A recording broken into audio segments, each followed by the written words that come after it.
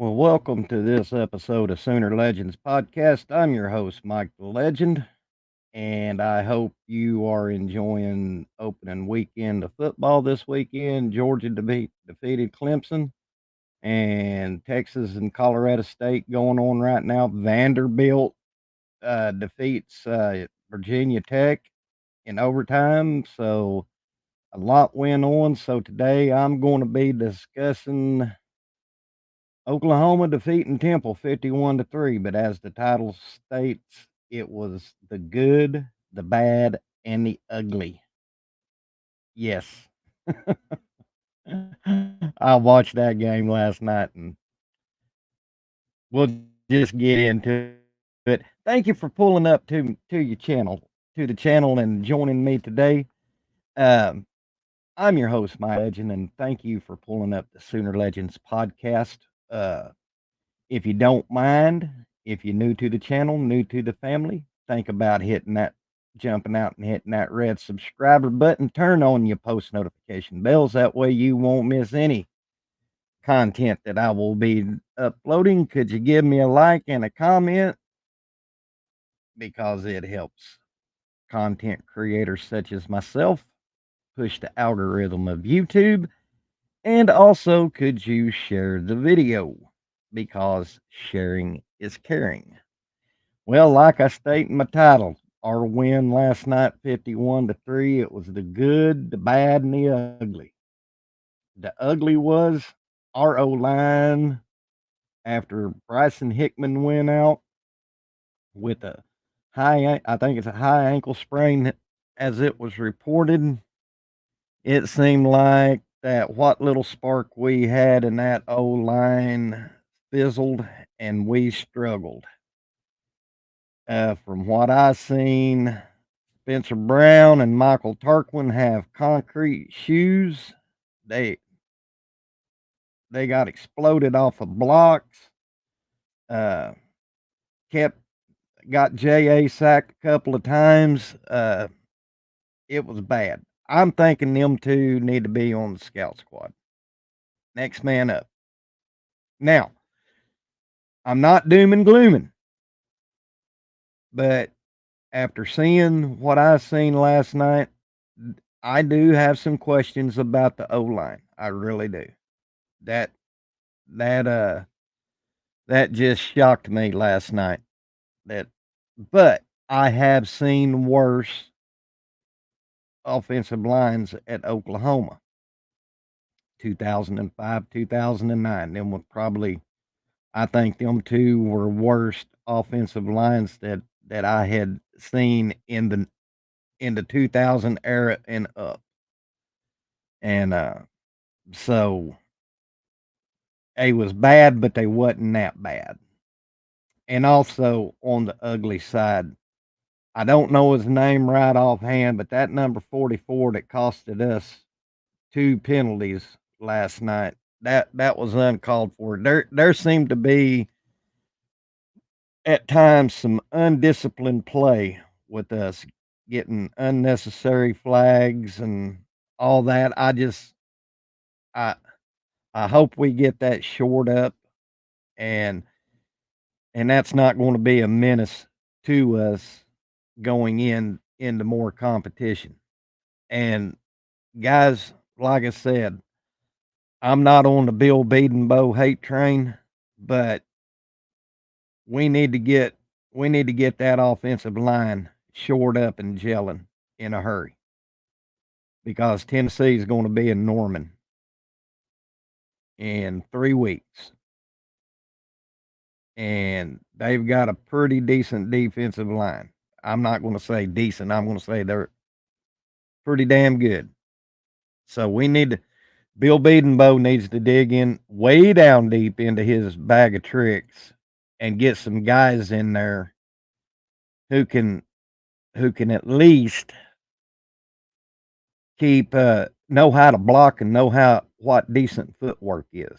Because, like I said, I didn't see it with Spencer Brown and Michael Tarquin at all, and I've heard Garen Hatchett also. But you know, Garen, God bless him, he had to go out there and get fed to the wolves. But he is a veteran. He played at Washington. He played at one of the teams that made it in the playoff last year. So I'm just like I said, it was all of my life since I've been a Sooner fan. Every, it seems like every season, even this season, you got that one game where all three phases of the game ain't gelling, and you come out of the game even though we won. It leaves you scratching your head, and that's what last night did. It left me, but like I said, another a positive on this: Jackson Arnold didn't throw any interceptions, and he he seen a couple of his throws. Uh, I'm not going to say they were off, but the receivers, I've I've I've heard football players talk about this all the time, and believe me, I played football in high school, but I've never played it down in college. But I've heard football players talk about all my life. If you are a receiver, if that ball hits your hands, you catch it. No excuses. So I'm not really going to blame Jackson on that, but he did not have any INTs yesterday. That was one thing I was going to look at coming out of the Alamo Bowl last year because he had three in that game. And I was going to see if maybe he cleaned up, not looking at his reads a lot, not watching them downfield, etc. You know the drill. So he didn't throw any interceptions. Oklahoma didn't have any turnovers in the game, which I'm glad of that. Another positive. And also, how about Taylor Tatum, guys? He's every bit as advertised. I thought him and Javante Barnes were our two best running backs, but with the blocking that we had on the offensive line or lack thereof, Gavin Sawchuk never found a rhythm. And then when you got to seeing Javante Barnes and Taylor Tatum pick up them big yards, it was because they wasn't going up the middle because there wasn't no blocking. So they ad libbed and put and moved it to the outside where they gained positive yardage. But up in the middle, I mean, I've heard about Fabichi Waywoo. He had his woes on the O line. Uh, so my grade for the O line in last night's play would be a D. I'm not I'm not sugarcoating nothing. Just from what I saw in their play last night. They're a D all over the board for the offensive line. Now, as far as our wide receivers, JJ Hester and um, Brennan Thompson missed some passes that was thrown right to them. I mean, that was discouraging. And then Jalil Farouk caught that long pass. Of course, he got hurt, broke his foot, going to need a screw, uh, getting surgery. He's going to be out 6 to 8 weeks. I feel bad for Jalil because even he has been so loyal to Oklahoma. He could have left Oklahoma with Lincoln Riley when he left Oklahoma to USC, but Farouk chose to stay here at Oklahoma. And I really hate that for Double OQ because he is. I got a soft spot for him because last year before the Alamo Bowl, he was so clutch. He picked up a couple of first downs in Texas. Uh, he was just always at the right spot at the right time. And of course, we were without Nick Anderson. Uh, but Deion Burks, my God, he's going to be that dude. He is He's everything that I seen him in the spring game, and me and a couple of podcasters that I live streamed with, we knew Deion Burks when we seen him in the spring game that he was going to be a dude, and he is showing up and showing out. God bless you, Deion. Love you, brother. And so my wide receiver room, I'm going to give them a B plus, and quarterback play, I'm going to give a solid B plus. You know, Jackson Arnold, even though his yardage didn't jump off the charts, um, he didn't throw any interceptions. So and Michael Hawkins. Did y'all see that sidearm pass he made there at the end of the game? That stuff ain't taught, guys. And I heard this watching the game last night from one of the commentators. I don't want us redshirting Hawk because he's already going to have to play behind Jackson Arnold. But you redshirt him, and now we have a chance of him hitting the portal. Now his daddy is a legacy player. He played at OU under the Bob Stoops era. So that right there kind of telling me, you know, maybe the OU brand is enough to keep him at Oklahoma because he loves OU. So I'm not ready to get on the he's going to jump in the portal train because of not playing. But I would like to see them not redshirting because you just don't know.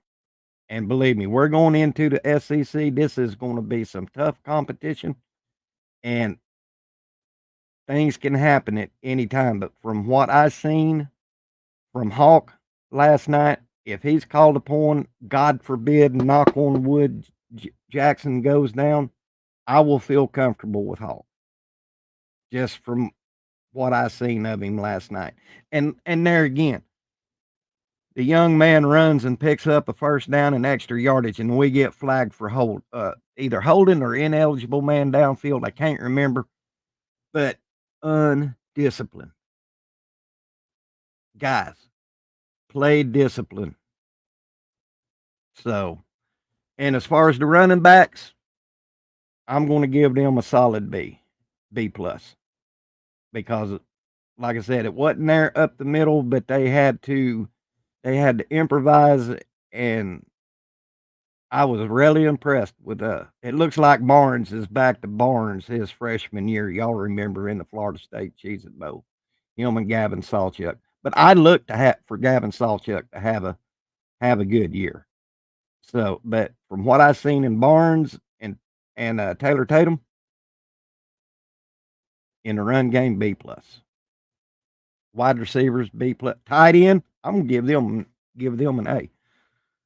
Byron Sharp, he caught everything that was thrown at him, and he we ain't seen a tight end play in a long time, and it was, you know, Bear had some crucial catches. Well, not crucial, but one touchdown and then a first down, and you know, I'm going to like Bear Sharp as the season goes on. I think along with that receiving core, he is going to be an asset to Jackson Arnold and his weaponry. Uh, Here's the hopium in me. I'm hoping to see another Sam Bradford, Jermaine Gresham type, but that's just a hopium in me. I doubt we'll see it.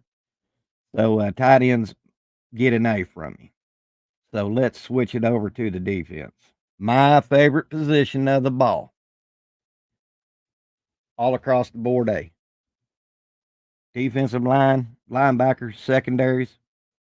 A G baby, Grayson Halton. He balled out. David Stone, when he come in, his name was mentioned a couple of times. Jaden Jackson, he was mentioned a couple of times. Uh, Dominic Williams, mentioned a couple of times. Them guys was in the backfield causing now, understand, guys, it's just Temple. I get that. But how long have we Sooner fans seen an opening game playing low bid competition that the other quarterback, we made them look like Johnny Unitas? And it's been a long time since us Sooner fans have seen quality defensive play, especially out of that D line, in a long time. And let me tell you something, I relished in it last night.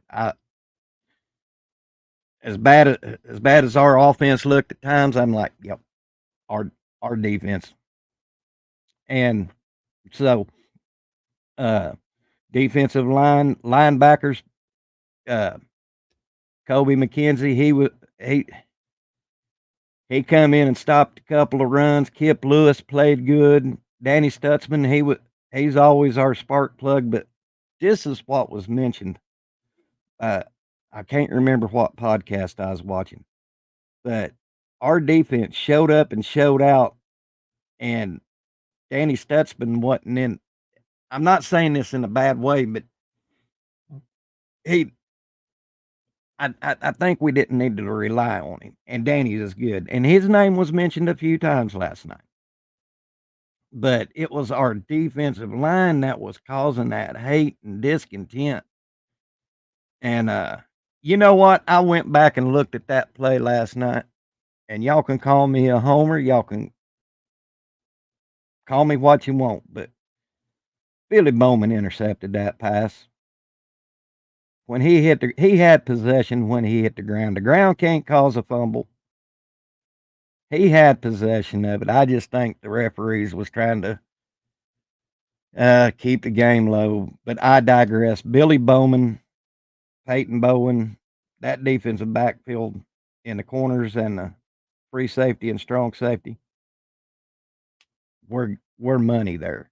And we got a field goal kicker, Keltner. He hit a 50, a 42, and a short one to end the game.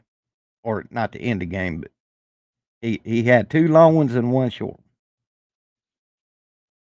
I like that. That gives me a good feeling knowing that we got a field goal kicker that if we're if we're within his yards, which right now seems to be 50 and in, and we need a field goal to win it, we can rest assured that that he's going to make it. Now, his ego, I yet to be seen, but it was nice to see no missed field goals when we had to have them last night. So, field goal kicker gets an A because he was 3 for 3 last night. But in a nutshell, I'm going to give a shout out to Jay at Unfair Sports.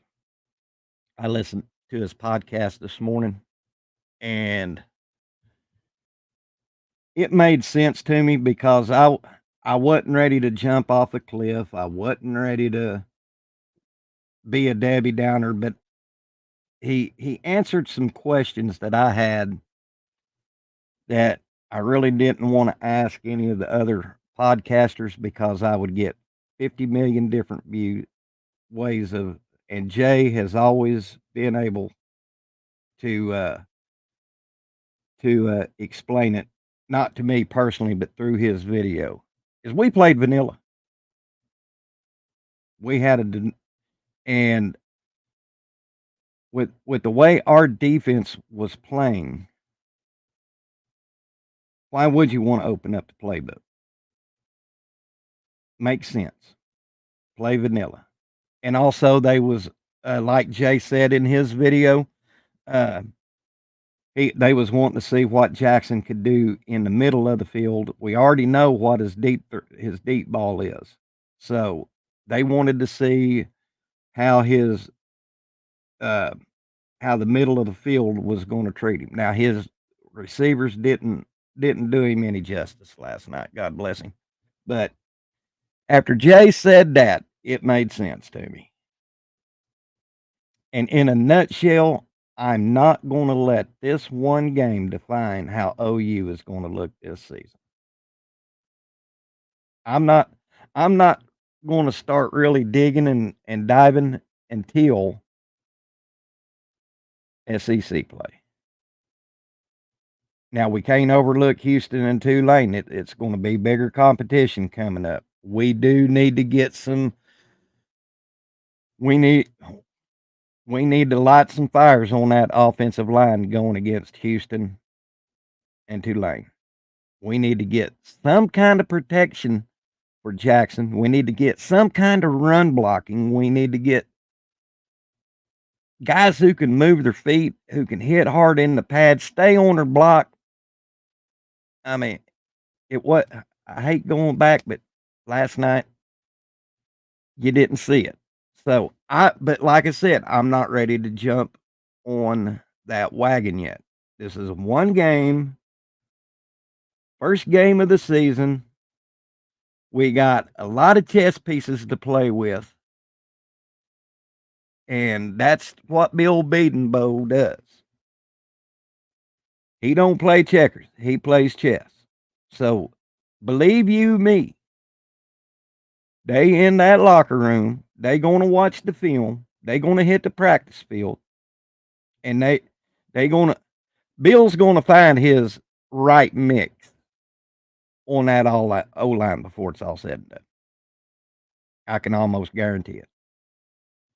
So once again, there's my take. I love each and every one of you. Guys, y'all take care and don't say nothing you can't take back because you'll live to regret it. This is the legend. We'll see you on the backside. Boomer sooner.